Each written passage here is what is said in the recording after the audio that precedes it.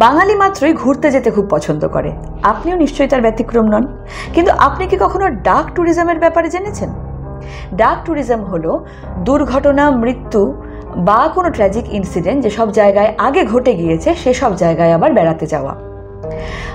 অশউইটস বার্কেনিউ Memorial and museum, যেটা পোল্যান্ডে অবস্থিত, 9/11 Memorial and museum, যেটা ইউএসএতে অবস্থিত, চার্নোবিল এক্সক্লুশন জোন, যেটা ইউক্রেনে অবস্থিত, বা ভারতবর্ষের জালিয়ানওয়ালাবাগ বা আন্দামানে অবস্থিত সেলুলার জেল, এই সবই হলো ডার্ক ট্যুরিজম ডেস্টিনেশনের এক্সাম্পল। অনেকেই এর সমালোচনা করেন, কিন্তু অনেকে বলেন যে ইতিহাসকে জানতে, বুঝতে বা মৃতদের প্রতি শ্রদ্ধা জ্ঞাপন করতেও তো অনেকে যেতে পারেন। তবে এটা সত্যি যে যেসব জায়গায় খুব মর্মান্তিক কিছু ঘটনা ঘটে গিয়েছে সেসব জায়গায় নিছক মজার ছলে বেড়াতে না গিয়ে যথেষ্ট শ্রদ্ধার সাথেই সেখানে সবার যাওয়া উচিত।